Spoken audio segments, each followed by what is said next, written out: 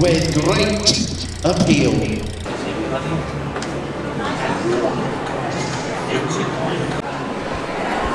Not quite factory.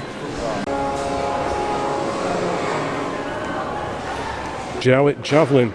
Now this is an earlyish car, it's got the smaller headlamps.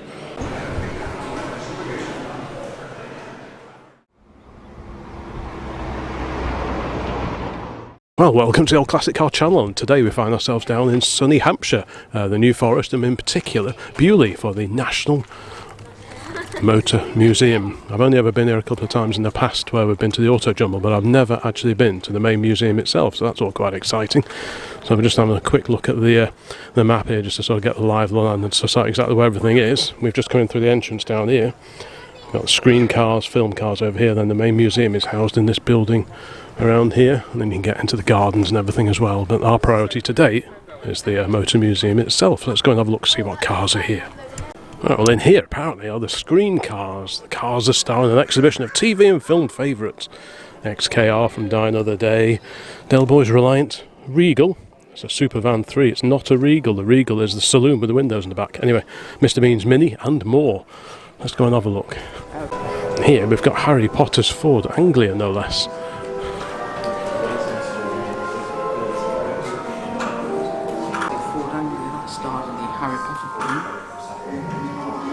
This intriguing machine here is the Seaver. This was Doctor Who's car in the early 1970s, the John Pertwee era of Doctor Who, and underneath that sort of faux veteran styling is, I believe, the running gear of a Ford Pop 103E. Let's have a quick look at that information board over there. It's called Bessie. Yep, side valve, 4-cylinder, 1172cc, Seaver Engineering. I don't remember this on the TV myself, but I know it was quite a regular appearance on the Doctor Who series in the early 70s. Interesting fact, got Citroen 2CV headlamps on this one. Another interesting fact, I'm related to the very first Doctor Who, William Hartnell. And that was a lot way before this particular era. Here we've got a Piaggio Ape. This apparently was absolutely fabulous. You can see a picture of it up there, but I never watched that, so I don't really know what that's all about. This should be quite familiar to anyone who watched the Heartbeat TV series back in the 1990s, 2000s. This was barmaid Gina Ward's BMW Isetta. Very nice indeed. Let's have a look over here. We've got one of Mr Bean's Minis. I'm assuming they probably had a few of these used throughout the filming.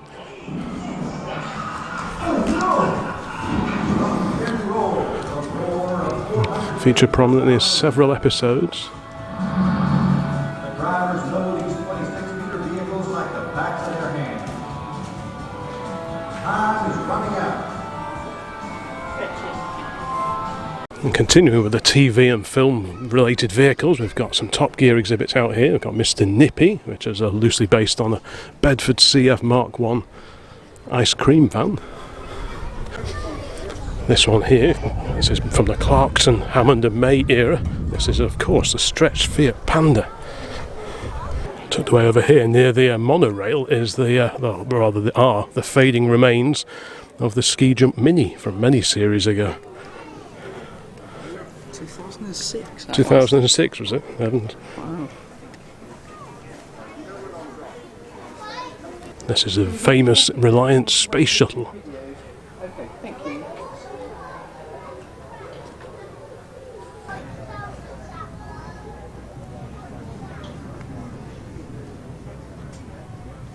Well, over here is the amphibious version of the Triumph Herald. This was many years ago. This was James May's car.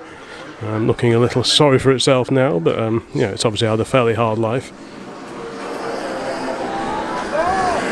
You see how some of the earlier Heralds had Herald rather than Triumph on the bonnet. But the earlier Herald still had a handle in the centre of the bonnet to make it a bit easier to open and close the bonnet, but that was deleted after not very long. Yeah. That's really cool. Old Nissan here. What's that? The amphibious version of a VW camper, no less, the damper van. This was way back in 2007.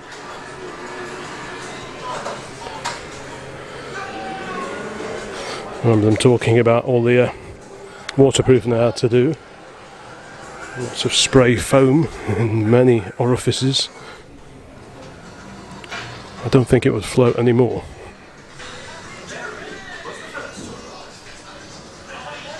I'll carry on with this Top Gear exhibition. We've got this XJS that was converted to run on rails.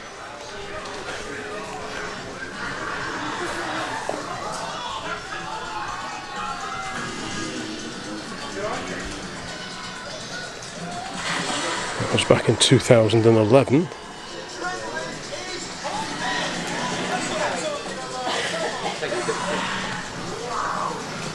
The Vietnam Challenge.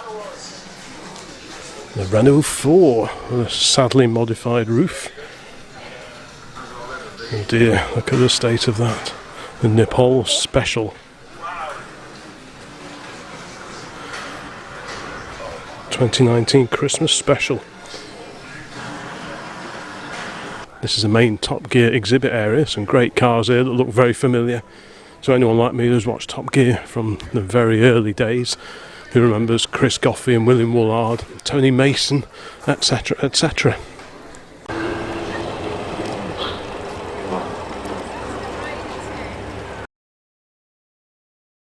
Well, here we go. Well, obviously not that, but so a few classic cars now. Sierra Cosworth, another Ford Anglia. This is an Anglia Super, so that makes this a 123E, I think, as opposed to the 105E. It's a really nice example, that is, as you'd expect here, of course. Let's have a quick look. Yeah, 123E, 1966. Now, next up, an Austin Mini Cooper S. It says 1963 here. Well, it's on the 65 plate, so maybe it's been abroad at some point. Yeah, lovely car, two-tone paint, of course. Another giveaway that this is a Cooper or a Cooper S are the polished surrounds to the door windows at the top of the frame there. The more regular Mark I and Mark II Minis, they were painted at the top of the doors, but the Coopers and Cooper S's, which this is a Mark I, they have the polished window surrounds. Next to that, good old Volkswagen Beetle. This is a 1953 apparently, so this will be a 6-volt car. What does it say? There we go. 1131cc 4-cylinder, horizontally opposed, overhead valve, 25 brake horsepower. Of course, rear engine. In the middle here, we've got something altogether more racy. This is an ex-Malcolm Campbell Sunbeam, built and developed. I think build started in about 1919. And it was developed through the early 1920s. Campbell painted it blue once he bought it from the Sunbeam factory.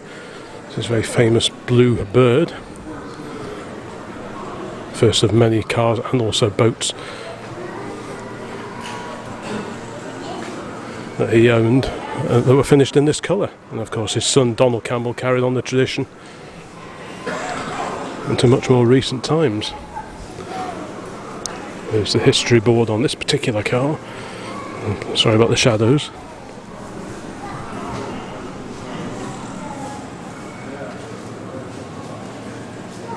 Over here we've got an aerial tricycle, complete with engine in rear.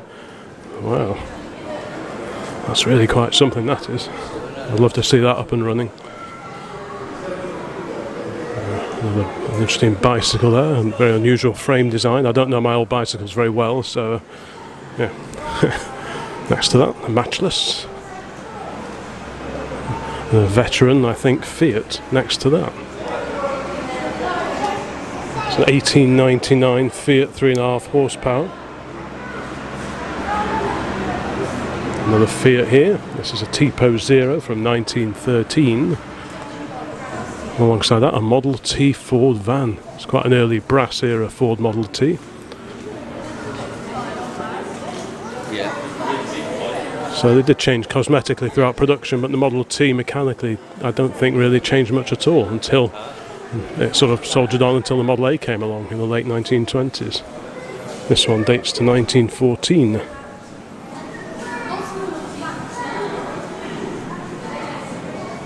So while the Model T was motoring for the masses mainly in America, although they were assembled here at Trafford Park, our offering was the 1922 on Austin 7, and this is a fairly early chummy. In fact, it's very early because not only does it have the lamps mounted on the scuttle as opposed to on the front wings down here, it's also got a straight vertical edge to the front doors. Next to this glorious early chummy, very early chummy, 1923 according to the information, we've got a Hillman Minx. These were built either side of World War II. This is a 1938 example. The giveaways, if you're looking at a post-war one, they have, I think, 3 chrome strakes on either front wing down there, and they also had a hump for a boot lid, whereas these early pre-war cars, they just had a flat back, a bit like the Ford Prefect, but when they reintroduced them after the war, they had a hump for the boot lid to make it a little bit more practical. Got some real early jobs here. We've got an 1899 Renault, a Pennington Auto car of 1896. It's not one I've ever heard of before.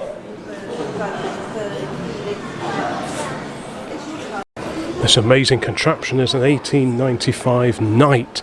It's a British machine. Of course, everyone was very much at the experimentary stages of powered vehicle design, and everyone was sort of coming up with their own ways of doing things. I mean, you can see, for example, the front brakes operated by that lever there simply press on the outside of the tyre.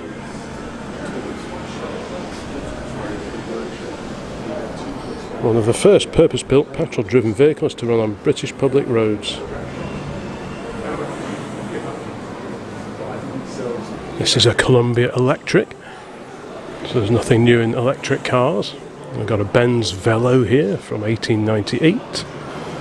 A Canstadt Daimler.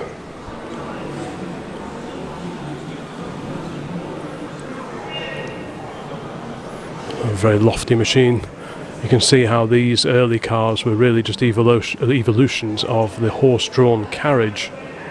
This is a Daimler, 1899, a 12-horse Daimler. Starting to look a little bit more like the veteran cars that we associate with, say, the London to Brighton run or the film Genevieve, etc. 1903 Cadillac. So very much the Edwardian era still, which was the first 10 years or so of the 20th century. And here, a Humber 8-horse, 1909. And again, you can see how the shape of the car has sort of evolved into something that we can kind of relate to when thinking of vintage cars, i.e. slightly later cars, but the shape was becoming a little bit more standardised. Whereas these early cars, you tended to sit on them. By the time you get to the end of the Edwardian era, i.e. sort of 1909, 10, 11, you're sitting in them more, as you can see with this lovely old Humber. I like the windscreen arrangement, which is purely for the driver only.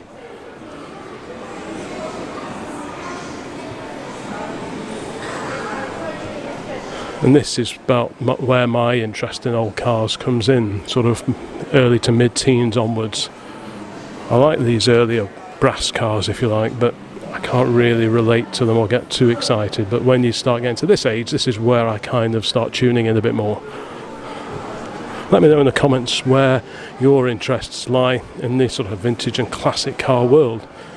What era do you sort of start zoning out? Which eras are you not really that interested in? It'd be interesting to know.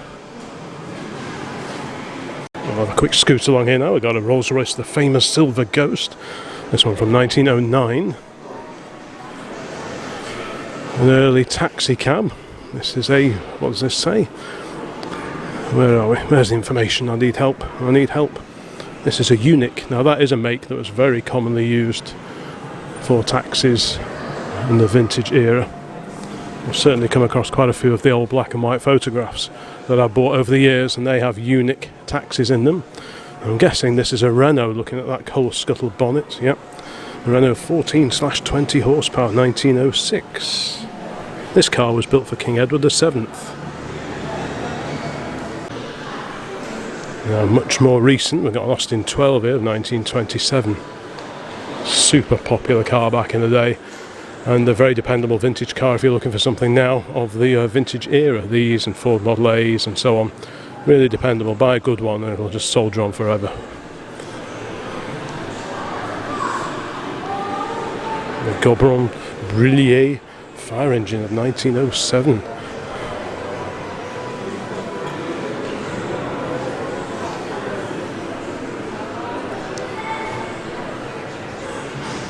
Got Merryweather firefighting equipment on this. The name associated with fire engines and fire appliances, I think even to this day probably. Became the first car which everyone could afford. Got a really magnificent machine here. The question is, what car is this? I do not know. It is an Argyll. Now, I have a funny feeling that this Argyll used to belong to the gentleman who owned my Dodge Transporter. He had quite a collection of cars stashed away in a building on his on the family estate, and I have a feeling, I'm certain, that this car was part of that same collection. I'm not sure if it'll say anything here. I can see it, so I can... Oh, there we go. The car has been owned by the same family since new, having originally been a wedding present to Mrs. Poor from her husband.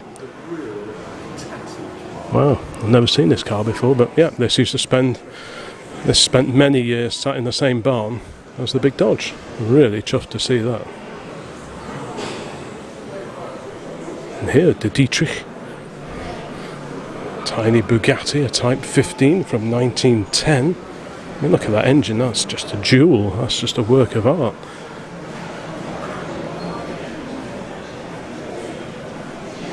What a stunning little car that is.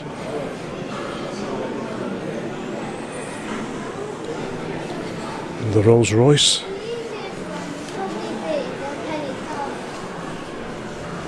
Background to the Silver Ghost of 1909. Just slightly out of sequence just for a minute. Next to all the veteran cars, we've got this glorious Jowett Javelin. Now this is an earlyish car, it's got the smaller headlamps. The later cars had the standard 7-inch headlamps and the separate side lights. So I know that now, the different badge arrangement on the bonnet as well. If we have a peek inside, they did two versions of these. They did the standard car and they did the deluxe. The deluxe had quite a nice chrome plated number plate mounting on the back bumper, whereas the base model, if you like, had it screwed straight to the rear boot lid, which is what's there. And if we have a look inside, you can see the difference inside as well. I'm not sure if we can just peek in through the window here, but the deluxe had a wooden dashboard and a few extra fittings inside, and the base model, which is what this is, had a slightly plainer dash arrangement, fewer gauges and so on, but still a very stylish place to sit. And by all accounts, these drive really well, about 1500cc or just under. Very streamlined, very aerodynamic. These were built up in Bradford, at the factory in Idle, in Bradford in Yorkshire. And these were a great car. You had the Jowett Jupiter, which was a sporty car, and the Jowett Javelin, which was a saloon. Things started to unravel for Jowett throughout the 1950s financially. One of the main problems they had is with unreliability of some of the parts that went into these cars, in particular the gearbox. Originally they brought in a gearbox from an outside company, a company that specialised in making transmissions. But for some reason, maybe for cost savings, they decided to bring in the production of the gearbox internally into the Jowett factory themselves. And from there on, they had all sorts of warranty claims for gearboxes going pop and so on. And that, I think, ultimately led to the company winding up completely, which was a real shame because with cars like this, they really did innovate. Anyway, back to the chronological order of things, more or less. And we've got a Lancia here. This one dates to 1910, a racing Lancia. Had a short competition career in the USA, was shipped to Lancia's United States distributor, the Holtan Company of New York, and Billy Knipper drove it in the what's that, Massapequa sweepstake on Long Island, October 1910. It's a very historic little race car. Here's trouble. And the Vauxhall Prince Henry. At one time, Vauxhall was a name, you know, to be respected. It wasn't just cheap Astras and Vauxhall Corsas. Vauxhall was really a premium car manufacturer back in the day. This car dates to 1914. A beautiful car that is. You can see the very distinctive flutes in the bonnet panel and the front of the radiator there. That was One of the main identifiers for a Vauxhall at that era. Next to that, we've got a mighty Sunbeam, a 1216 horse from 1914.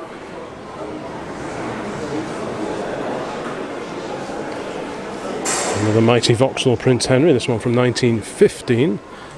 Again, beautiful car.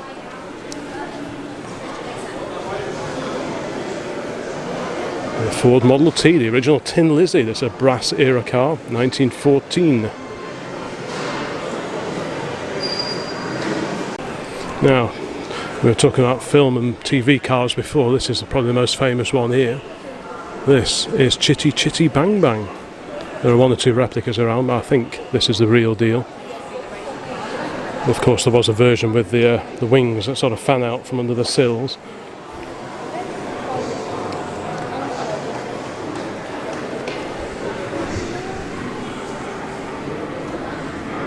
Carry on along this row.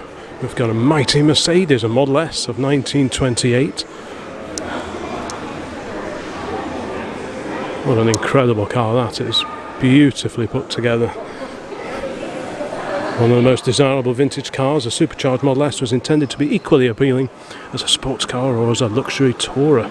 Only 146 examples of the Model S were built. Wow. 6.7 litres and 110 miles an hour. What a machine that is. Next to that, Rolls Royce. And here a Talbot. This is a Talbot 105 of 1934. So we're getting into the just about post-vintage era now. Vintage is up to and including 1930 as defined by the VSCC, the Vintage Sports Car Club, and most people tend to go along with that just for simplicity. At least in this country it does vary a little bit depending on what country you're in, because in America they call old cars antique cars and so on, but over here this will be classed as a post-vintage car. A real quality car, Talbot of London. This would have been shortly before the Roots Group bought out Talbot. Oh, magnificent. Here an Alvis Speed 25, 1937. Another real quality car, quality British car of the day. Very sleek, low roofline. You see the pram irons on the back for the folding hood. Next to that, we jump to the post-war era and the Riley 2.5 litre RMB of 1948. So this is the Riley RM. They went through various iterations of the RM series, but this is a fairly early one. And the pale blue badge on the radiator tells us that this is the 2.5 litre. There goes the monorail.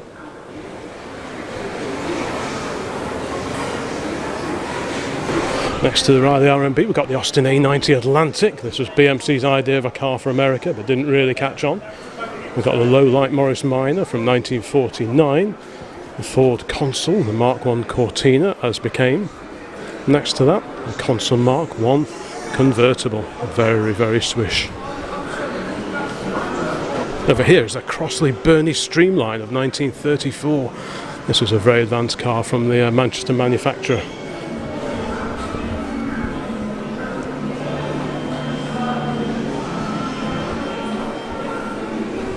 Incredible car.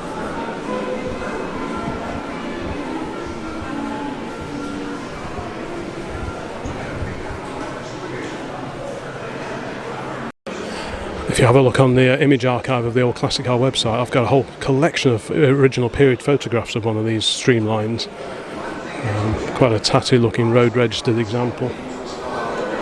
Next to this amazing car is the mass produced Austin A40. This is a Mark II Countryman with a lift up rear hatch. Got a Golf Mark I Early Herald. Again, like I say, there's the sign of the Early Herald with the handle in the middle there. Got a Reliant 3-wheeler.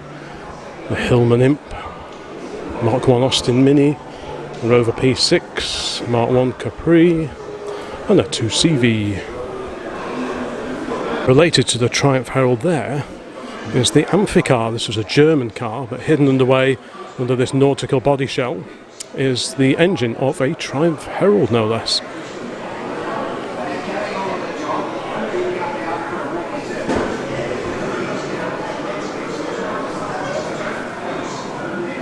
Over here, the Peel P50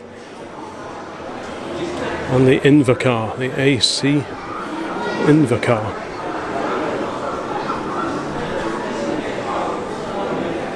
Over here we've got a couple of rolling chassis. This is a Star 1850 from 1928. A friend of mine's got a Star. And a low-slung Riley. What's this? A Riley TT Sprite chassis from 1936. Very nice too. And at the end here we've got a really lovely Austin 7. Of course it's a centenary year of the Austin 7. And this is the Austin 7 Swallow, bodied by Swallow Coach Building no less. Swallow Coach Building was set up by William Lyons, who of course went on to set up Jaguar later on. But initially, after producing sidecars, they started bodying cars such as the Austin 7.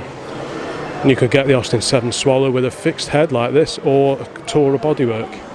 But really a very, very stylish car. Quite often, specially bodied cars don't always hang together that well. But you can tell that he knew what he was doing when he was styling cars, and the later Jaguars were again reinforced that. But this is such a stylish car, and he even went to the extent of making up his own radiator assembly rather than just using the standard factory offering. So that really is a fine looking machine. I did hear about one of these that was stashed away in an old warehouse somewhere, a Tourer version, and I keep meaning to chase that up.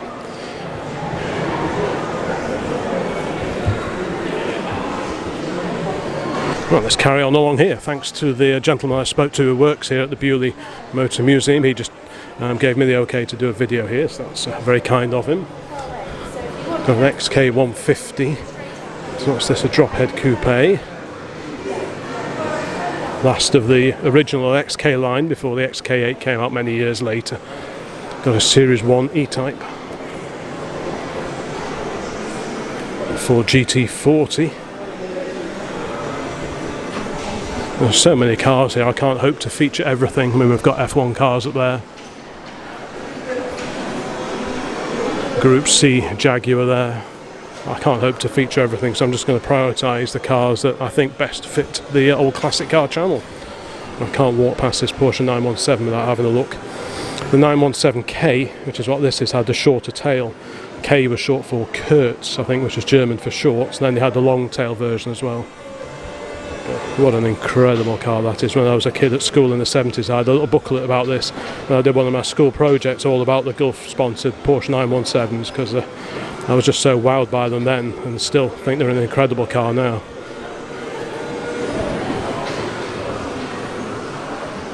Here's the Outspan Mini. I remember seeing one of these driving along through the little village where we used to live. There's a Del Boy Reliant.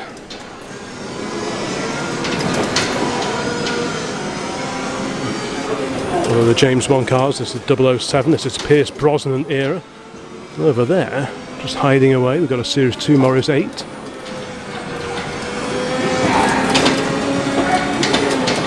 The top fuel dragster hanging on the wall, as you do.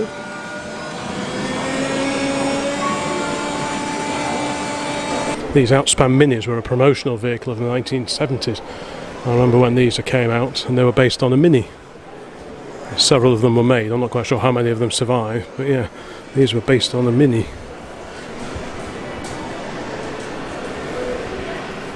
What an amazing vehicle that is. I mean, promotional vehicles were a big deal, especially back in the sort of 1920s and 1930s. You get all sorts of lorry chassis bodied up as tins of, tubes of toothpaste, that kind of thing. And this was obviously for Outspan oranges.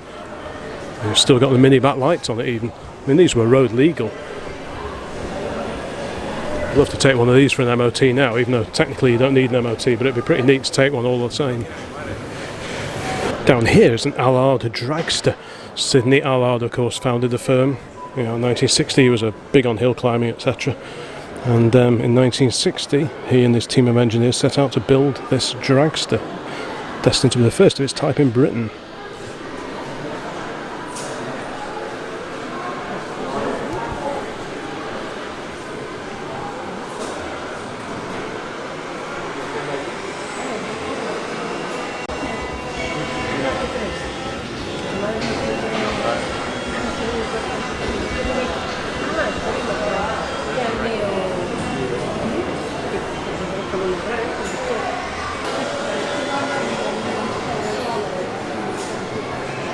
Over here we've got a Delo. This is a Delo Mark II. These are based on Ford side-valve running gear, much modified and designed with road and trialling very much in mind.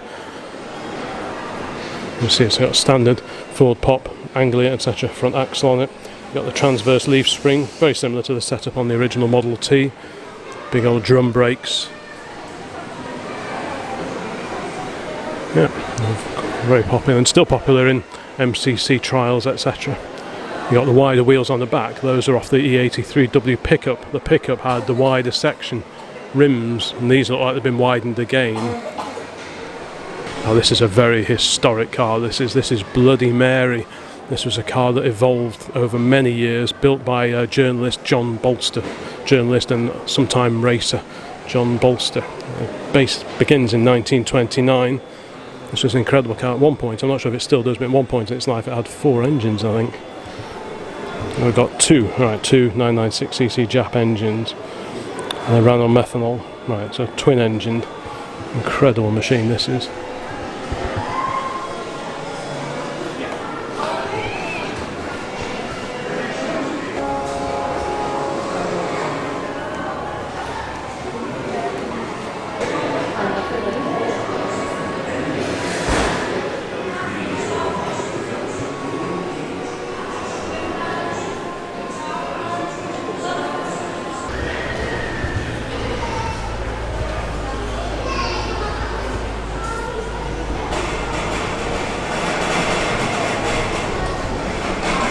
Like I said, I can't really hope to cover all the cars here, but this is a Morgan Aero. It's got a Jap V-twin hung out the front. And an MG M-Type Midget, 1930. These are based on the contemporary Morris Minor chassis. My Minor's in 1932. But the overall shape is very similar, as is the chassis lurking away down there under that front apron and body. Here we've got a Triumph TR2, RTT417, so that'll be a Exeter, Exmouth area, Devon registration. TR2, 1954.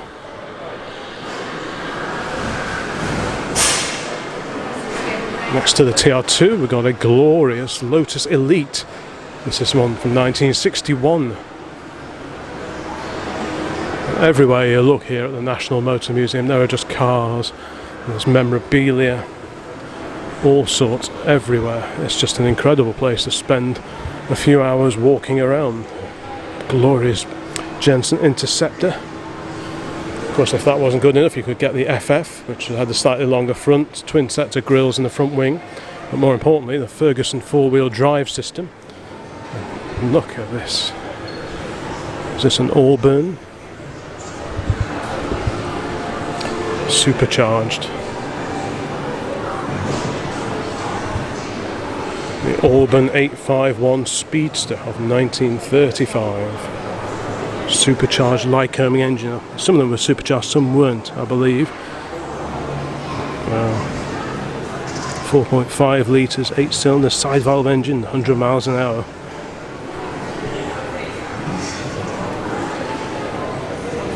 Well, that is the way to arrive anywhere, really.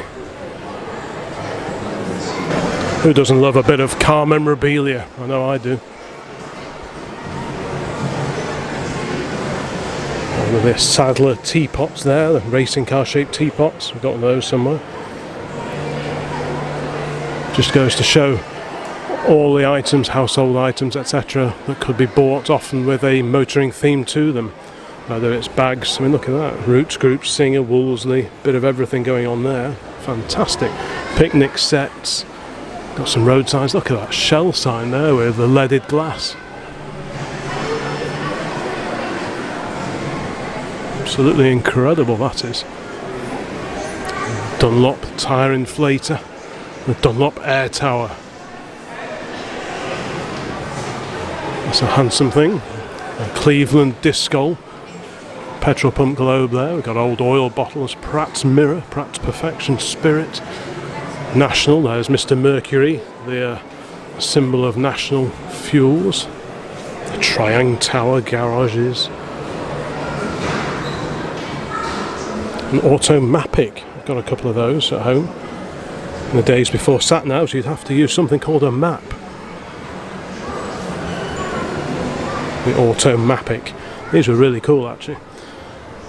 Basically you've got all the maps of the country visible here, and these little tabs, the blue tabs on the side, some of them were red, others were blue, depending I think when they were made, but you could slide those up and down and that changed your view on the screen if you like.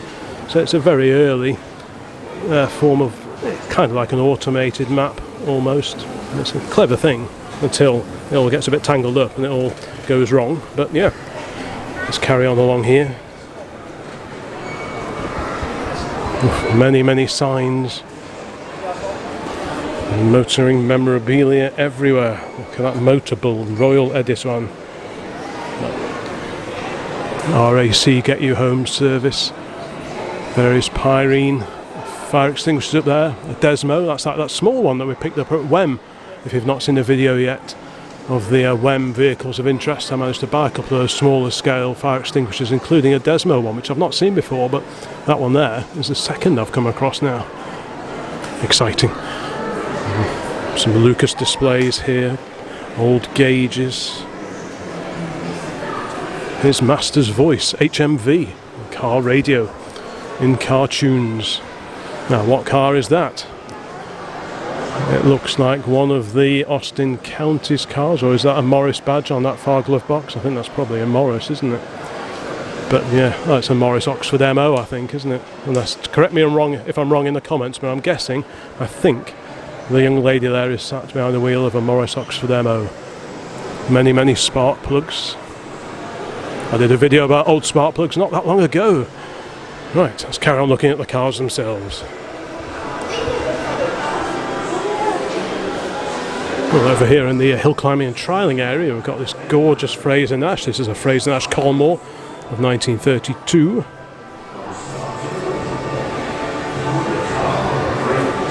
Incredible cars, really wide front track on them, quite a narrow rear track. Chain drive as well. An Austin Healey 100 here, this is 100M, 1956.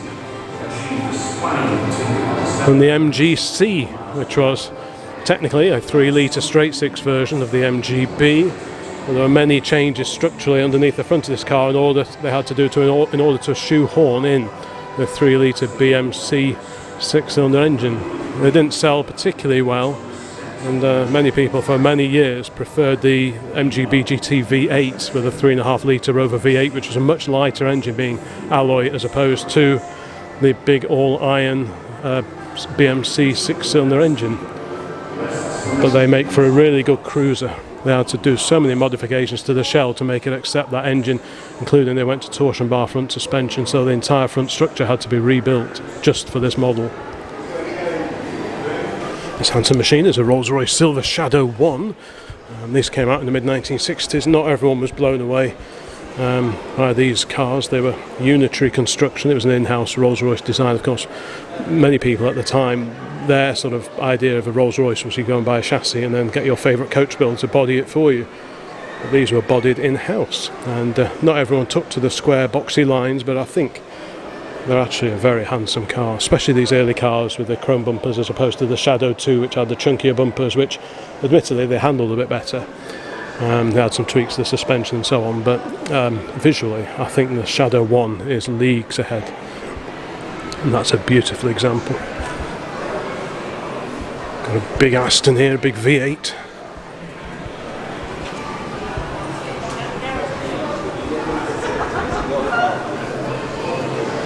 It's a mildly dented 1950s Chevrolet, all the way from Cuba. Of course, tons of these vehicles were left in Cuba when the Americans pulled out, and the locals ran them for decades, improvising as they went along. This one's had a bit of a nerf on the front, but it was still going, and it's here now at the Beaulieu Motor Museum. Yeah, it's definitely had a bit of a fender bender, this one, a bit of a whiskey dink. It's obviously hit something vertical there, although it's not damaged the grille. It doesn't seem to damage the grille very much. But, yeah. Bumpers. Oh yeah, it's kind of pushed it back, hasn't it? It's not actually dented the bumpers. The bumpers are so substantial that it's just moved the bumpers back. The metalwork behind the bumpers was obviously weaker than the bumpers themselves, and it's just pushed it all back. They're tough old birds, aren't they? You can see the bonnet's all kinked up there, and the wing has just buckled quite significantly. No, it's not smashed it, it's just pushed it back, isn't it?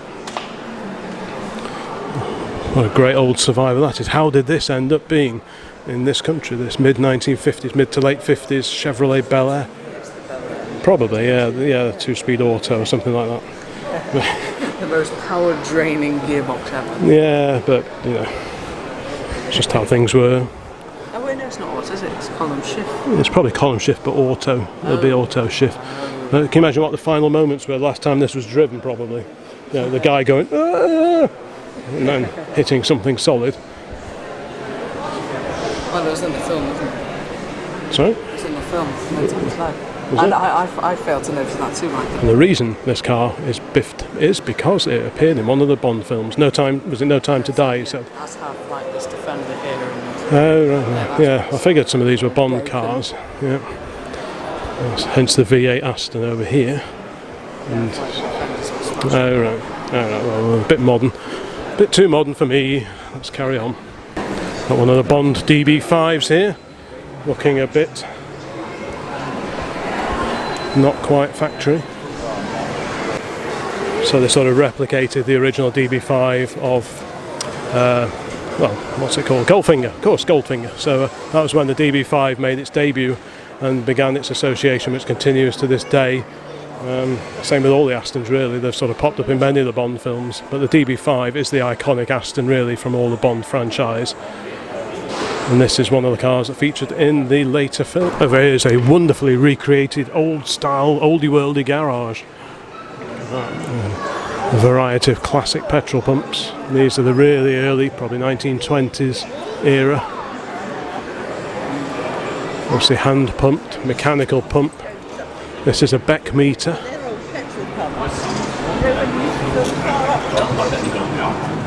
Complete with the illuminated globes on the top, so these will be shining out at night to attract passing custom, especially in the winter months.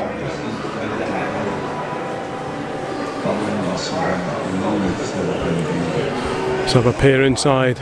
Let me know in the comments what you think of this. Have you been to the Beaulieu Museum? I certainly recommend popping in here if you can, if you find yourself down in the New Forest area.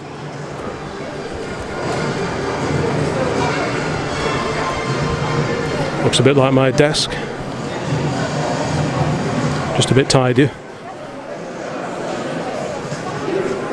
Got some real gems of automobilia, i.e. motor memorabilia in here.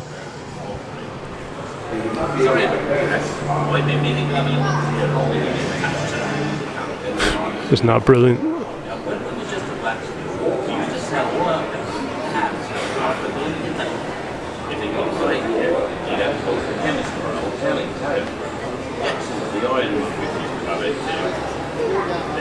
Early in the 1950s,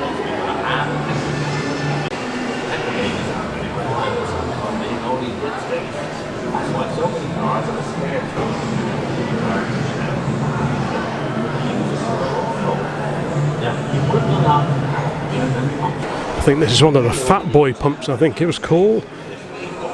Let's see, this is just a bit of information on the replica garage, but yeah, I think this was the Fat Boy.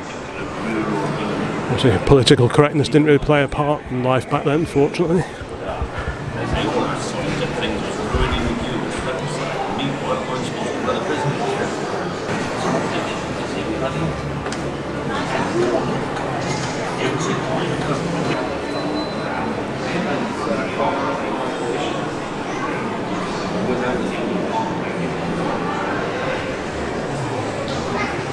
I think I'm in heaven.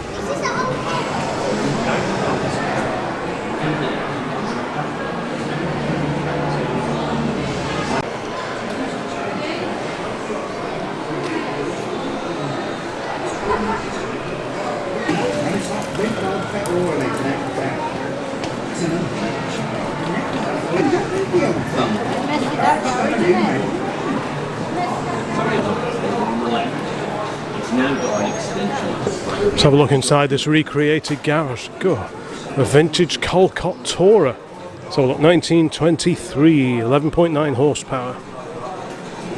So that's the horsepower rating was for taxation, road tax purposes. That's not brake horsepower. Well, it probably wouldn't have been much higher. But wow, there's just old tools, memorabilia, oil cans, pourers, even a few vintage lawnmowers hiding away over there. Fantastic.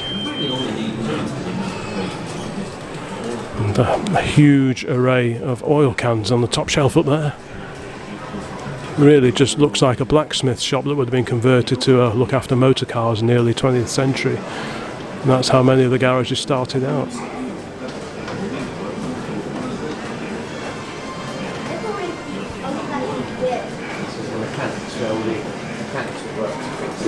Garage, a country garage serving the local community, not just the motorist. A garage like this traces its origins back to the days of the blacksmith and the wheelwright. Some were originally involved in carriage building, and along with the blacksmith and agricultural engineer, easily adapted their trade to handle this new form of transport, the motor car. When cars first appeared over 100 years ago, they were owned by local dignitaries who employed chauffeurs to drive and maintain them.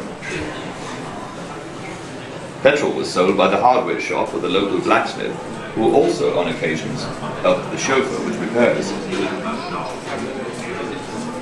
A chauffeur was trained to look after the car, but as more and more people became owner-drivers, the need for the garage or motorworks increased. A punctured tyre was commonplace. Flints and hot nails on the road were the main cause of the trouble, keeping the garage's tyre department busy. Road regulations were then rather lax, and without the MOT test, car owners often allowed their tyres to wear through to the canvas before replacing them. The early engines required rebuilding regularly, and around every 500 miles, valves had to be ground in and cylinders decarbonized. Spare parts were not available off the shelf, and many had to be handmade in the garage's own machine shop. Cars came from many different manufacturers and in many different countries. Hundreds of tools were needed to deal with the various models, and sometimes existing tools would have to be adapted to suit a particularly difficult job. Bicycles were repaired and sold in garages. This was a throwback from the great Victorian cycling era. Some garages grew out of the bicycle shop, a small-time cycle manufacturer. Here, a part of the workshop is reserved for cycles. Hanging from the rafters above you are examples from earlier years, now brought out only on special occasions. Through here, the sad remains of a bull-nosed Morris Cowley from 1925. This was rear-ended apparently by a larder not that long ago. The insurance wrote it off, and somehow it's ended up in the museum here. What a shame. Hit behind by a larder only a few miles from the ferry port in the Netherlands. The Morris rolled 4 times before coming to a rest with the owner still at the wheel. Made a good recovery after several weeks in hospital. Oh dear. Just a real reminder that as much as we like playing around with these old cars, vintage cars and so on, not necessarily the safest thing. So if you're going to have a shunt, you don't really want to be at the wheel of something like this. So you have to just go carefully and drive with your eyes open and assume everyone's out to get you. Right, we've got an old breakdown truck here. Beautifully original, just look at that. Mercifully no one's repainted it.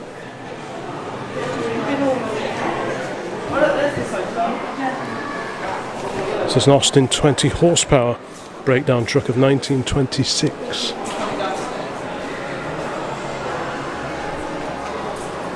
It's really original. Originally used for taxi work. It was converted into a breakdown truck in 1938. An old motorbike, but not any old motorbike. This is the Brough Superior. A few different versions of this. This is in 1936. And this really is the Rolls Royce of motorcycles. Absolutely incredible. Just look at the tank on it.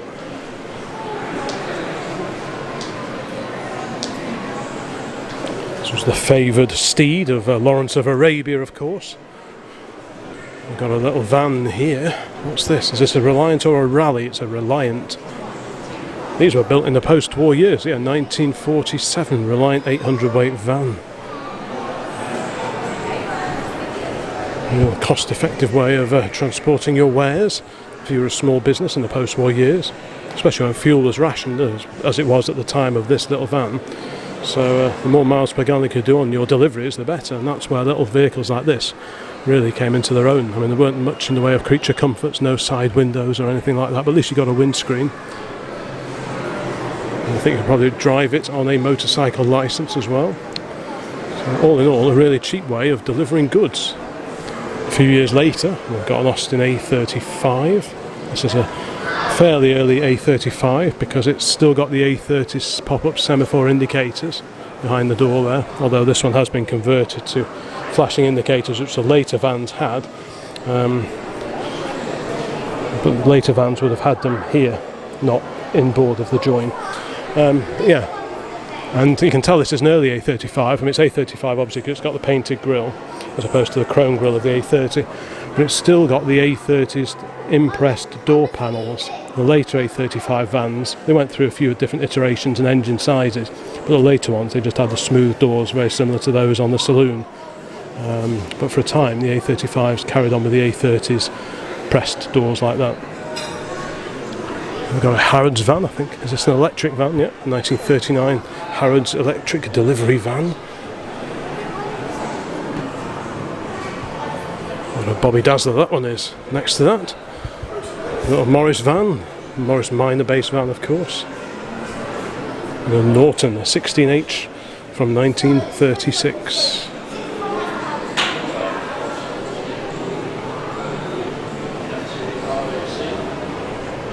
Complete with RAC fire extinguisher.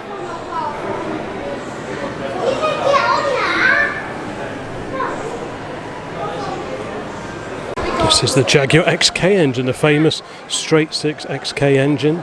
These were introduced in 1948 under the bonnet of the XK 120 and went on to power many Jaguar sports and saloons. Up on the raised floor we've got a huge collection of motorcycles and classic scooters. So let's have a quick scoot around here then.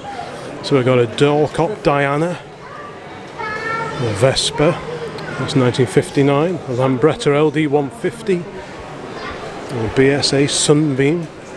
So it's not just Vespas and Lambrettas in the scooter world, there are all manner of more obscure machines out there. Well, you don't see them too often nowadays. Got the Brockhouse Corgi there, various other British bikes, water-cooled Velocette LE,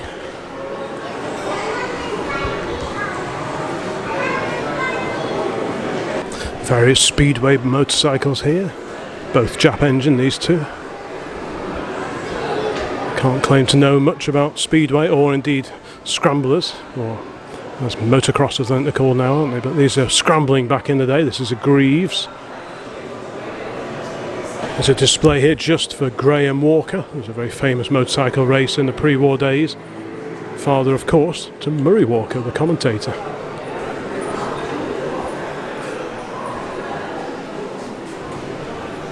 Anyway, alongside the motorcycle exhibits, many interesting machines, are some sporty little numbers here.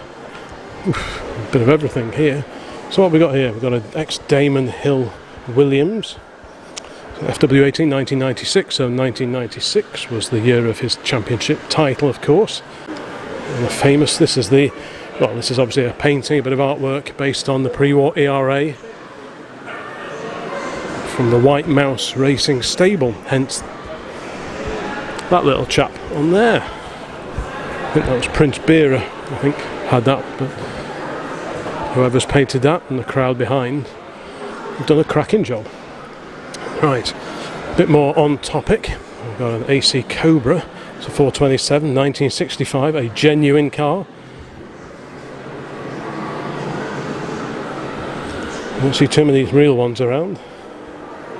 And over here, new arrival, a Connaught L3.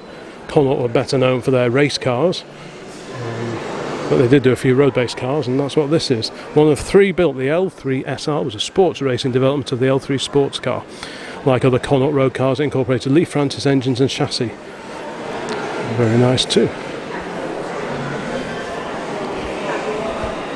Got a Connaught here. This is the B-type Connaught, the Syracuse Connaught, I think these were nicknamed. driven by the likes of Tony Brooks. But next to that is the phenomenal BRM V16. We saw a demonstration of these at the 2021 Goodwood Revival, and the sound of these is just incredible. This is a Mark I V16 BRM, had a much bigger grille. The Mark II version had a smaller grille, slightly more streamlined front end on it, but this was incredible. Never achieved the success that it deserved. It was a huge project spearheaded by Raymond Mays, who founded BRM and of course ERA before the war. But yeah, have a look at the video that I uploaded last year just on the demonstration of the V16 BRMs at Goodwood. These are just phenomenal. 16 cylinders, spectacularly complicated, only 1.5 litre despite 16 pistons whizzing up and down. These were just incredible cars. It's such a shame that they never really fulfilled their potential. They were super fast when they were running correctly, but sadly they rarely did.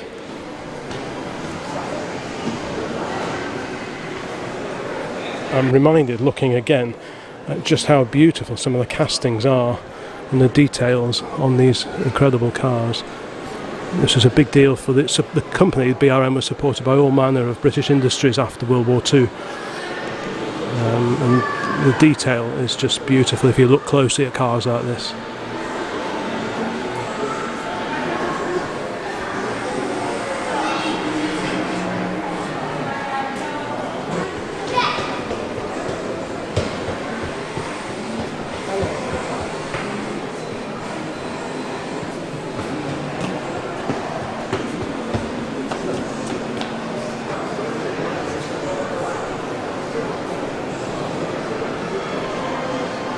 Next to the Repro garage, a few more classic British cars. We've got a Rover. This is a 14. This is a pre-war P2.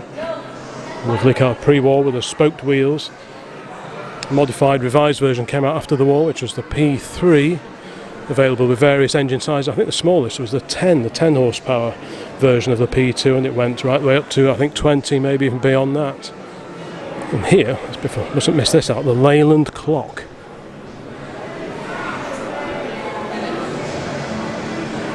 Leyland, of course, home of Leyland Motors.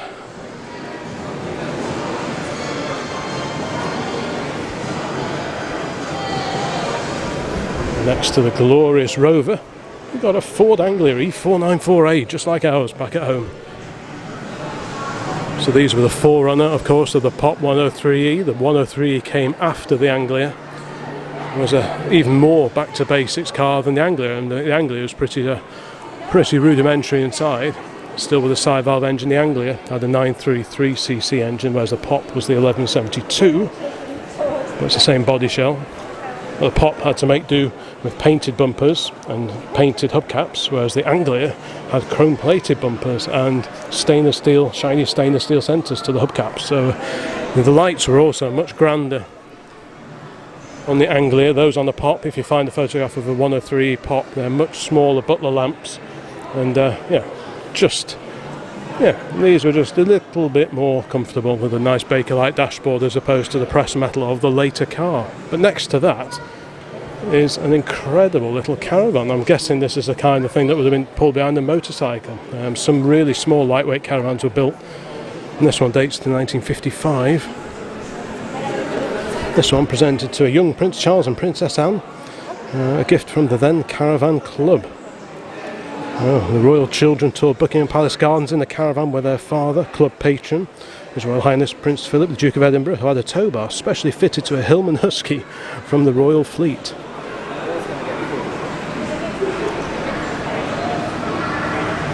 Wow. Just to give you an idea of scale, there's the old sit-up and beg Anglia. And there's the dinky little Caravan. Next to the dinky little ex-Royal Caravan is this magnificent vintage Eccles Caravan circa 1926, one of the most famous caravan names of the 20th century. Some of the early Eccleses were actually wind-up caravans. You had a big handle, put it in the side, and you'd lift the roof up and wind it up. Well, this is a fixed-bodied caravan, like it said, mid-1920s. Proper miniature home on wheels, you know, big heavy sturdy wheels there, leaded windows, proper wood, none of your melamine and bits of fiberglass moulding in here. This is a proper coach built caravan.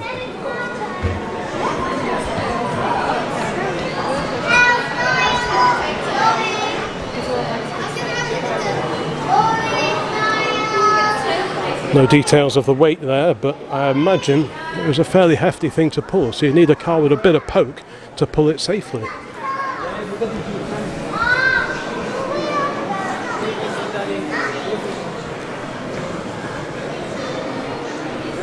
Over here, we have a Series 1 Land Rover, 1948, first year of production of course. A little charabanc alongside that. What make is this, and where are we?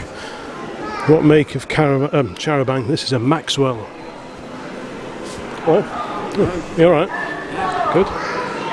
And here, ex-London Transport double-decker. Here, we've got a lovely recreated garage here. How nice is that? Yeah. It's all up there as well. It's really good, that one.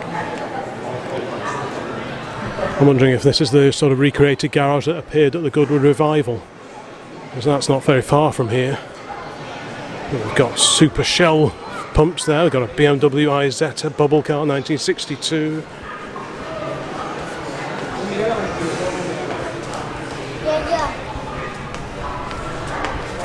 Let's get in the bus. Real sort of 30s Art Deco styled garage recreation. There's a toy one inside, is there? Oh, that's nice. Yeah. And then you got the dinky shell chemicals. Got one of those. You've got one of those. My one isn't as nice, although that might be a repaint. That might be. It might be a And a little milk van here, milk float. I'm guessing this is electric. I spotted some of the old advertising vehicles that I mentioned earlier. We saw the Outspan Orange over the way, which was of course based on the Mini. And several, including this wonderful Worthington's beer advertising promotional vehicle. And that is just bonkers, isn't it? So what's this based on? I've forgotten. It's a Daimler. It's a Daimler, isn't it? You can see the grille. The distinctive flutes there of the Daimler. So let's have a quick shufty down here. The Daimler TL30 bottle, 1924. This unusual vehicle is one of 5 bottle cars purchased by Worthington's Brewery, Burton-upon-Trent, in the early 1920s, built on Daimler 30 horsepower car chassis. Worthington merged with its neighbour Bass in 1927, continued to be used for promotional work for both brands throughout the 1920s and the 1930s. Morris Bullnose here, somewhat happier condition than the one over there. Have you seen that one? Yes, many times actually. I seem to have a habit of keep looking at it. Trojan PB utility car. Super skinny. Wait, it's 24 but it's got solid tyres. Yeah, well, these were a really cheap car, economy light car motoring this was. There used to be one of these inside like a showroom, like a furniture type showroom in Wilmslow for years. There was a little Trojan van, I think it was, for ages in the 1980s and 1990s. So that's where I remember these from, but they were dependable but about as basic as motoring could be at the time.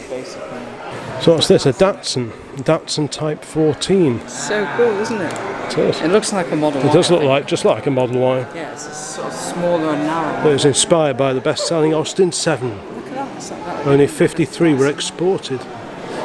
You've got the Datsun lights on the Datsun emblem thing.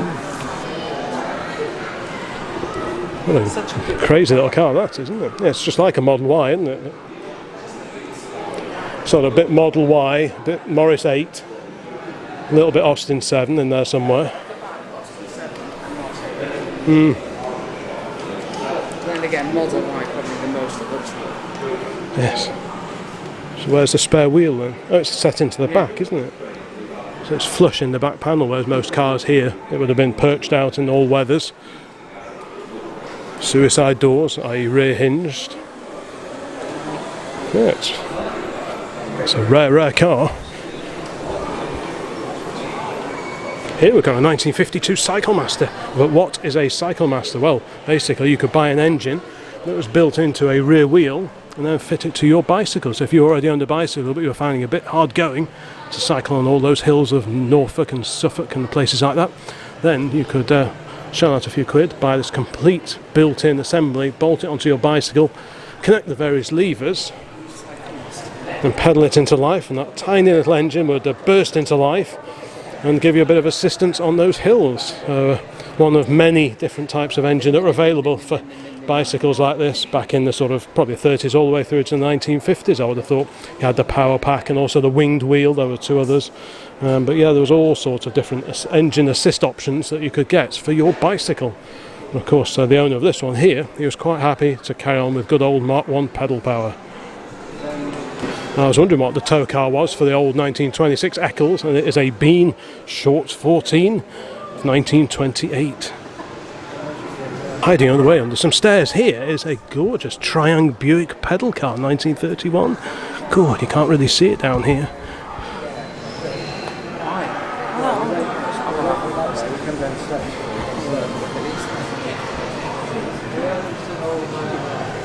I do love these random scenes of old junk just piled up all dusty and looking fairly decrepit. And underneath it all is a 1905 Gregoire.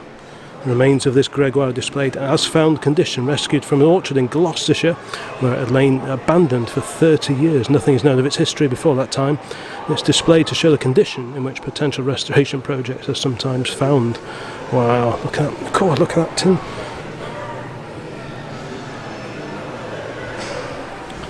Yeah, hidden away here are the remains of this old Gregoire.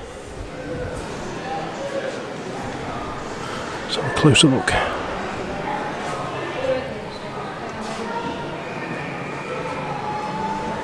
All sorts of car parts here. A classic hedge find, barn find. I mean, scenes like this in the 1920s and 1930s would not have been uncommon. Often garages would pile up parts in the corner just in case something was of use to future repairs, you know. So you've got old bicycles here, got the old lamps, the old Beaulieu lamps there on the scuttle of the Gregoire. Wouldn't it be great if there was still something like this out there to be found? Wow, this is my kind of display.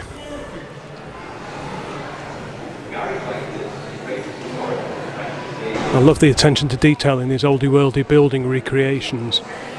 From the aged brick effect, so the Victoria VR post office box. It's really well done, isn't it? The old school crosser. The only thing you need are slotted screws, I'd suggest. Not plated, level, but the slots level. Well, yeah, they wouldn't have been level back in the day. No one bothered. But I like the old gutters. Coming off and yeah, it's all just so good, isn't it? I like the old gutters and the bit of ivy growing up the old battered wooden window frames. Some of the letters fallen off, dirty windows.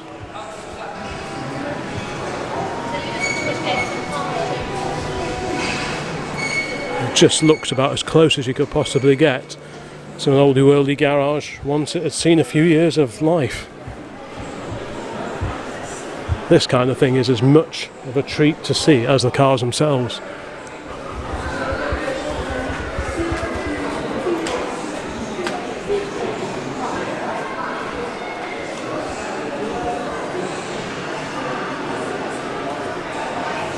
When you drive around even now, you still see old buildings that you can imagine were probably old garages back at one time or another.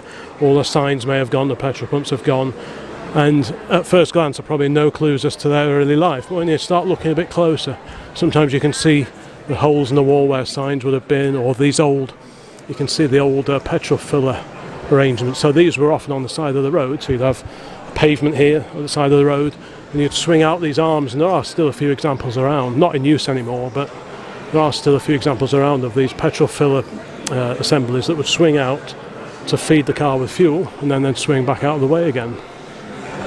But yeah, so like I say, you still see many of these buildings, but you often wonder what they looked like back in the day. And to be honest, looking at this gives you a really good idea of what the typical roadside garage would have looked like in the 1920s and 1930s. And it's just fantastic.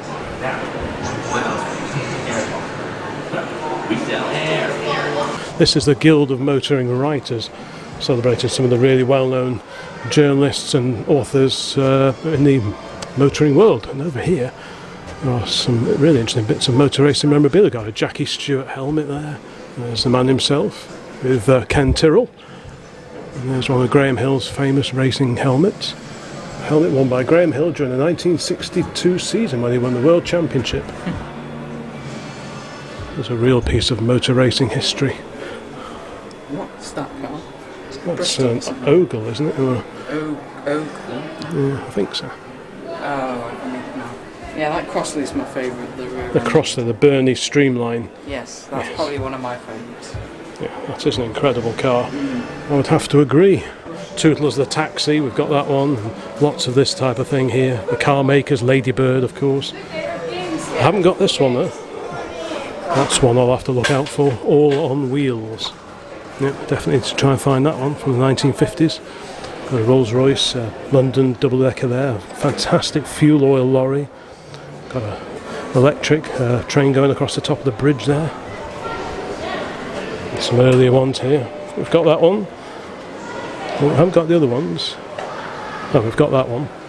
There's a section on the Old Classic Car website just for children's annual covers, because some of the ones from the 1930s right the way through to 1950s, the artwork on them was just beautiful.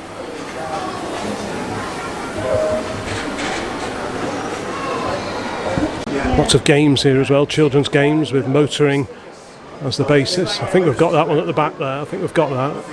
Motoring, this one was recreated in more recent times. Belisha game. I've got that. Yeah, we've got that. Yeah, all right. Look at this road drill, road mender's drill, tin plate. Wow, I've never ever seen one of those before. The Bagatelle. The Bagatelle, Grand Prix Bagatelle.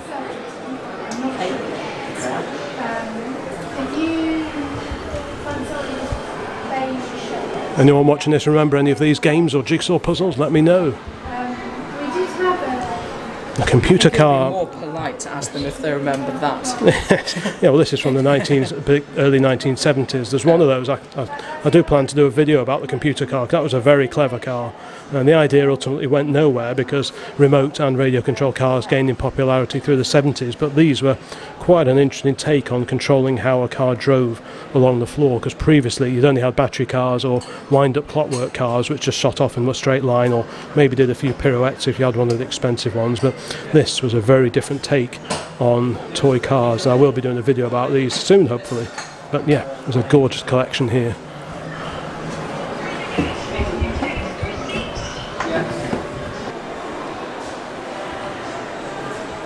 Have a quick scoot around before it goes dark again. Yeah, so that's Golden Arrow. There were some wonderful tin plate toy versions of this produced in the 1930s. Absolutely incredible car, that one. And we've got the mighty Sunbeam. Let's have a quick look at Bluebird before the lights go out again. What a historic car that is. What an incredible, incredible machine. Early versions of it didn't have the tail fin, but to aid stability the tail fin was added. Wow. What a historic car that is.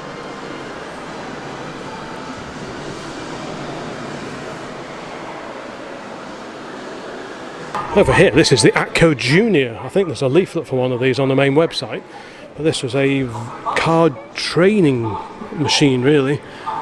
Manufactured by Atco, better known as maker of lawnmowers. Of course, the Atco Junior was designed to give school children basic training in car handling and road sense.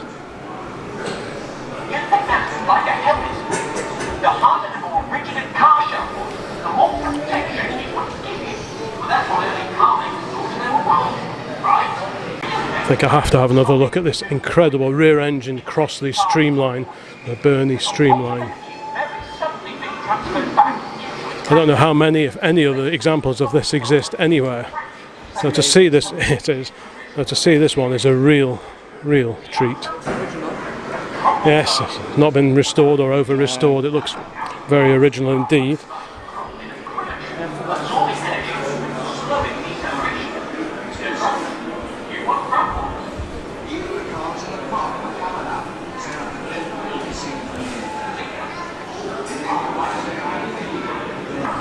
So there we go.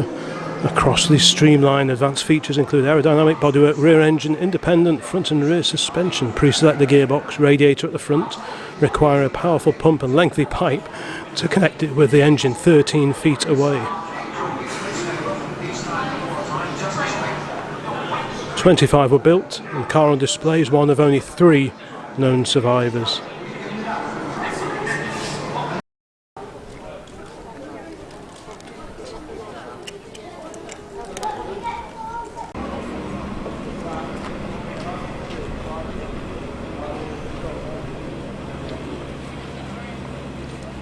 You had to walk up front of the vehicle to keep its speed to a walking pace. This, of course, was also so that it didn't. My God, the bike goes through.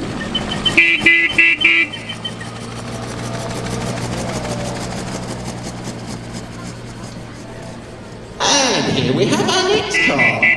This is the Morris 8 Series 2. It was built shortly before World War II. It was small. It was cheap. It only had 3 wheels. But at least it had a roof. The Austin 12-4. It's a car from 1928, a period in history where the motor car was just becoming to be a bit affordable. This car would have cost around £245 in 1929, which is about £7,000 today. Here comes the vehicle with great appeal. Now, the one you are seeing today has only recently been put back on the road after many years being static. Surprisingly though, this Outspan Orange is incredibly manoeuvrable. It has a turning circle of just 16.5 feet. It has a tiny wheelbase of only 48 inches. And this Orange has an automatic gearbox.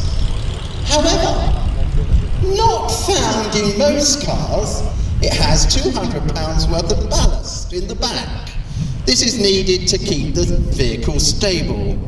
The engine is just under 1 litre, but at speeds of over 30 miles an hour, she does have a tendency to roll.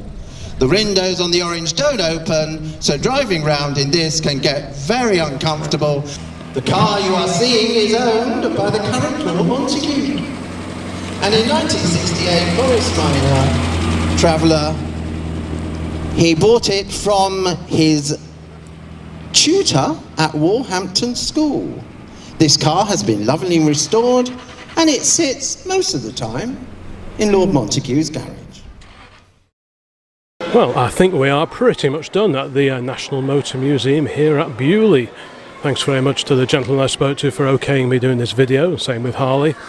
And I mean, there's much more to see here. The ticket also gives you access to the grounds itself and various other attractions outside, but if I was to include everything that's on display here and you can visit and take part in, the video will be 3 times as long. So I think we'll probably wrap this one up, having now looked at pretty much all of the vintage and classic cars, interesting old cars, future classics and so on that are on display here at Beaulieu. It's a treat to get here. Like I said at the beginning of the video, I've never actually been to the Motor Museum before. We did the autojumble a few times in the early 1990s and camped over, which was an event and an experience all in itself, but to actually visit the museum has been on my bucket list for quite some time.